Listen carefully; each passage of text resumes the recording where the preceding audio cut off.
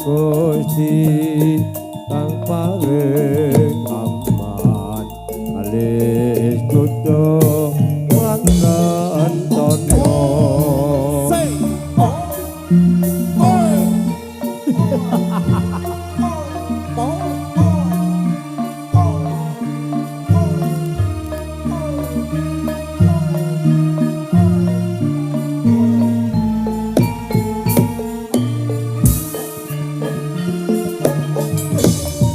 Amaro aita inuma aita wala illa umaroman Gusti kang paling aman alih kudu lan tono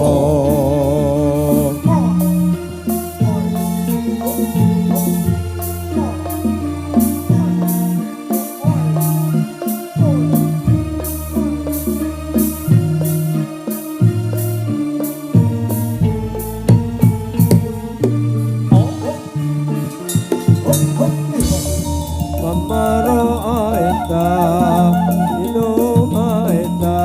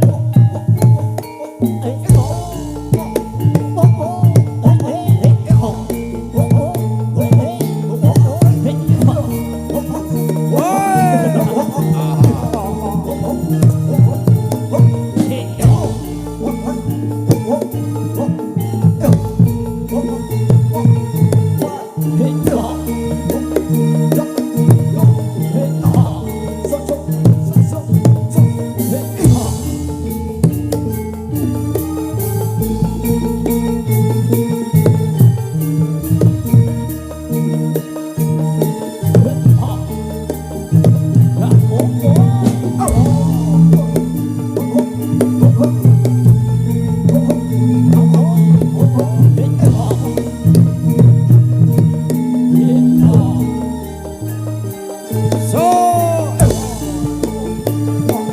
ya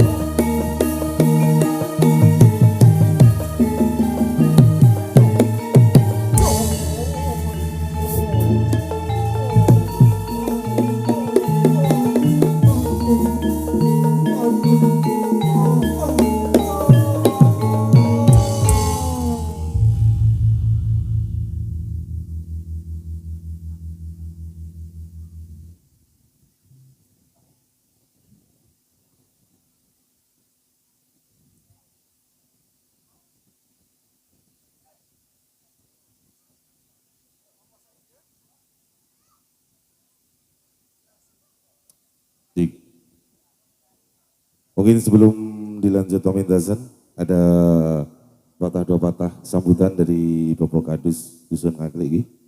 Semoga waktu dan tempat dipersilahkan.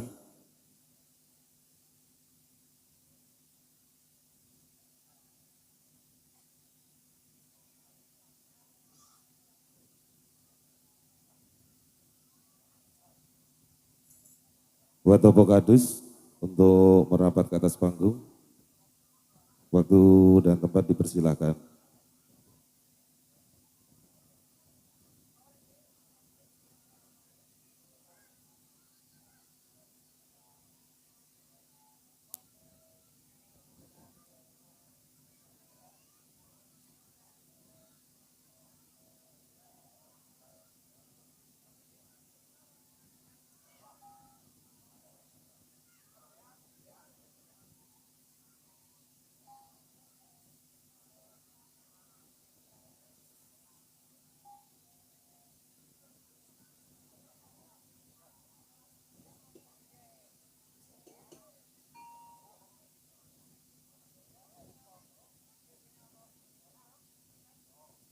Saya ulangi sekali lagi, mungkin buat Bapak Kadus Dusun Ngaklik, waktu dan tempat dipersilahkan.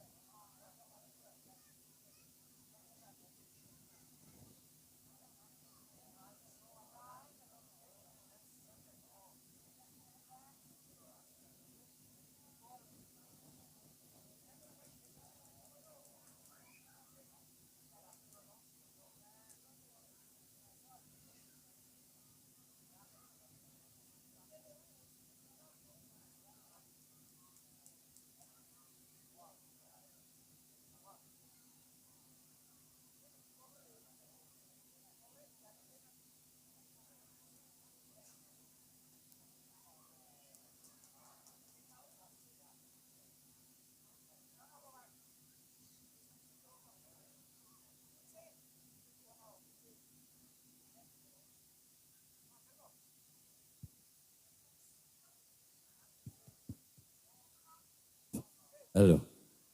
Assalamualaikum warahmatullahi wabarakatuh. Alhamdulillah. Alhamdulillah wa syukrulillah. La haula wa la quwata illa billah. Amma badah. Wonten pangarenipun para alim, para ulama, para bapak-bapak kiai ingkang rinten dalu tansah sanding dhateng kitab wahyuning ilahi minangka panuntun kiblating panembah ingkang satuhu luhuring budi. Tinangkung pangarsanipun Al Mukarrom Simbah Ki Haji Sujari ingkang tansah kula tenggo barokah ilmunipun saha ingkang kula hormati. Ugi sedaya para bapak-bapak kiai ingkang boten waget kawula sebat asma setunggal dalah setunggalipun, sedaya ingkang kawula hormati. Sesepuh bini sepuh, aji sepuh dalah kesepuhan tinangkung panjenenganipun Bapak Kepala Desa saha sakjunjang rawatipun ingkang tansah kawula hormati. Wonten rempahanipun sedaya tokoh masyarakat Ngaklik, Bapak RT, RW, anggota BPD, Imam Masjid, Imam Langgar, tokoh pemuda, pemudi ingkang kula hormati.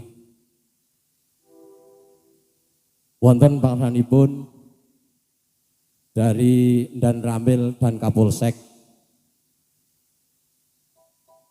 yang kami hormati,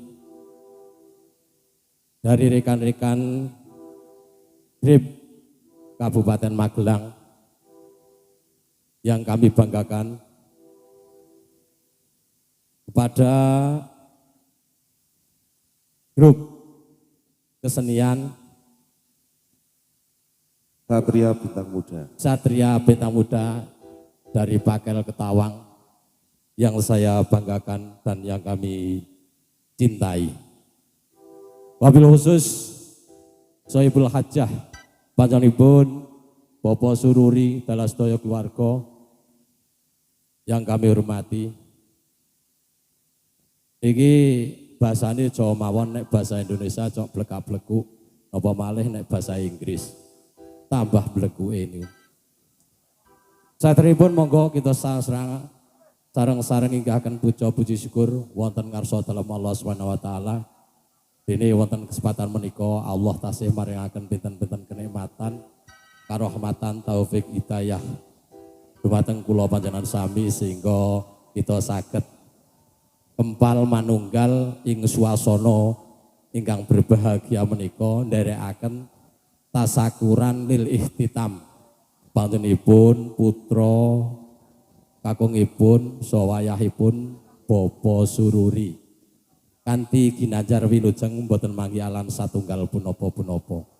Ing pramila monggo kasukuran kita ikraraken biqolina tahmid alhamdulillahirabbil alamin. Shalawat salamipun Allah mugi tansah katur kunjuk wonten ngarsa junjungan kita Nabi Agung Muhammad sallallahu alaihi wasallam ingkang tansah kula lan panjenengan sedaya tansah hanenggo-nenggo barokah syafaatipun awit wonten ing alam donya langkung-langkung benjang wonten ing yaumul kiamah. Sagung para rawuh pamirsa pecinta kesenian kakung soputri yang berbahagia. Wonten mriki kula namung didhawuh saking Sohibul Hajah panjenenganipun Bapak Suluri ca perlu nderekaken matur wonten ngarsa panjenengan sedaya. Dene ingkang sepisan nderek bingah alhamdulillah anggenipun dalu menika panjenenganipun Bapak Suluri anggadhe hajat angitanaken nyunataken wayahipun dipun paringi lancar sehingga awit awal dumugi akhir boten manggi alangan satunggal punapa-punapa. So ngaturaken gunge panuwun dhateng hadirin sedaya kakung saha putri ingkang saperlu nderekaken tasakuran menika mugi-mugi dadosna sedaya para rawuh menika wane mboten kenal saged dadi kenal, wane mboten tepang saged tepang, saged dados paseduluran sadaya. Amin amin ya rabbal alamin. Ugi dadosna wasilah para rawuh menika dados wasilah silaturahim andadosaken tambah yuswa ingkang berkah so dipun gampilaken rezekinipun ingkang kathah lan barokah. Amin amin ya rabbal alamin. Para rawuh ingkang kula hormati, salajengipun nyuwun kanthi sanget dhateng penggemar-penggemar kesenian, lebih-lebih saking pemuda. Monggo panjenengan sedaya kula suwun saged nderekaken wontenipun kesenian menika dipun jagi kanthi aman, kondisif sehingga dumugi akhiripun boten wonten hal-hal ingkang boten kita inginaken sehingga saged lancar rancak dumugi paripurna samangke.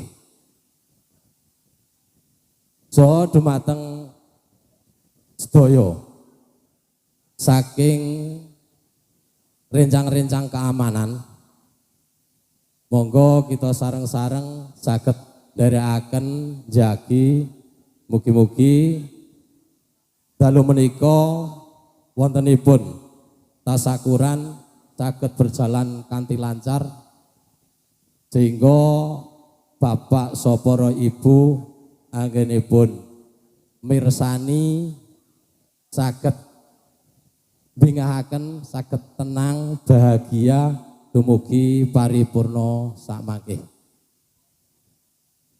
Sepisan malih nyuwun kanthi sanget dhateng kanca-kanca fans kesenian Monggo kita sareng-sareng jagi wontenipun kegembiraan kesenian menika sehingga kita sedaya anggenipun ningali saged nyaman, aman, boten terganggu kalian tiang-tiang ingkang boten bertanggung jawab. Saged nggih niki jaga keamaninipun sareng-sareng nggih. Siap nggih. Sak wanci-wanci kok wonten kedadosan ingkang boten dipun inginaken menika dipun sekores boten dipun lanjut. Niki nggih mesake dhateng panjenengan sedaya ingkang keroyo-royo rawuh saperlu nderekaken tasakuran ningali wontenipun kesenian ananging kok malah terjadi perbuatan-perbuatan ingkang boten dipun karepaken utawi dipun inginaken niki ampun ngantos. Ndak ndadosaken kuciwanipun sahibul hajah so dateng penonton-penonton ingkang niatipun sae. Ngoten mawon himbauan saking kula minangka sesepuh masyarakat Ngaglik nyuwun kanthi sanget monggo keamanan kondusif saged dipun jagi kita sareng-sareng supados permainan kesenian menika saged berjalan kanthi lancar rancak dumugi paripurna boten manggi alangan satunggal punapa-punapa. Kados nama mungkaten lan sematen pematur kula kathah kekirangan salepatipun Allah nyuwun pangapunten ingkang sak kathah-kathahipun. Kula akhiri hadanallahu wa iyyakum ajmain. Wassalamualaikum warahmatullahi wabarakatuh. Waalaikumsalam warahmatullahi wabarakatuh. Terima kasih buat Bapak Kadus, sepatah prakata dan juga himbauan buat masyarakat Ngaglik semuanya dan juga seluruh pengunjung tanpa terkecuali. Dan saya yakin bahwa masyarakat Ngaglik dan semua penonton selalu menciptakan suasana yang kondusivitas, aman, damai, terkendali. Mungkin dilanjutkan langsung bareng-bareng rekan-rekan dari Ikilo SPM. Iya, iya.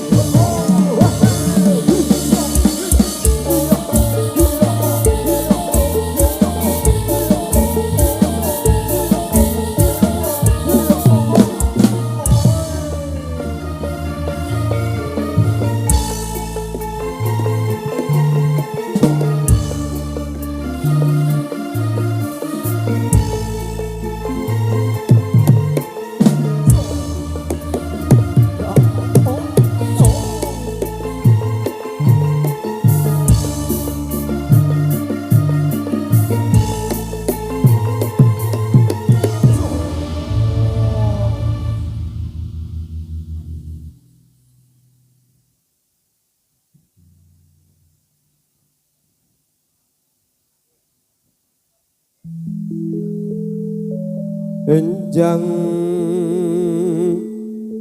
bidalku murup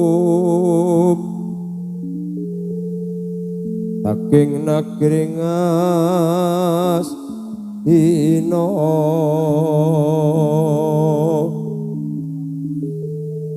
gung ingkang balamuspra busananira lir surya wetalira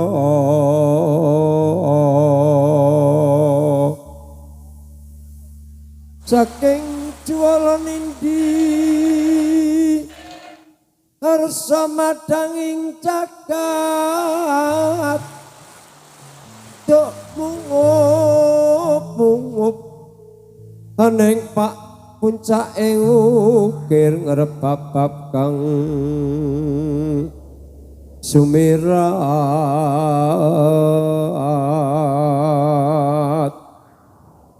ana soroting surya mampet megolan gunung-gunung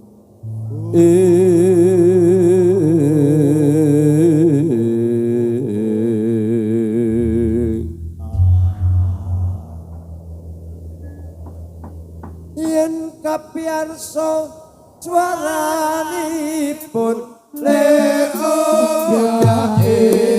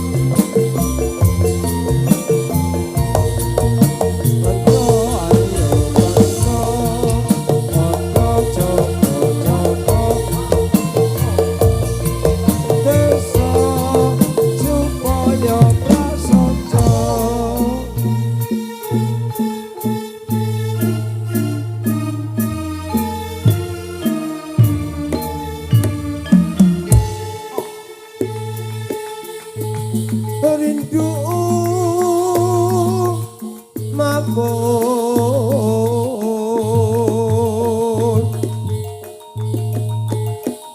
mangapur ramuru rahan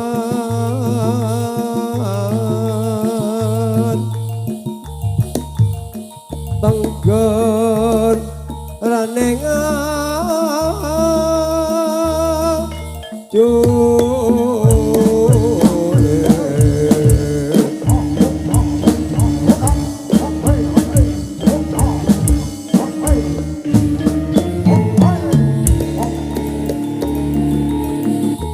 ku omah guru bangsa tetek kadya putul bu tulung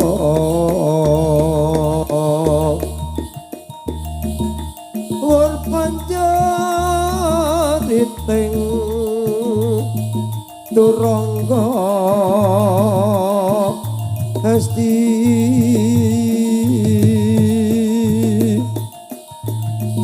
rekatak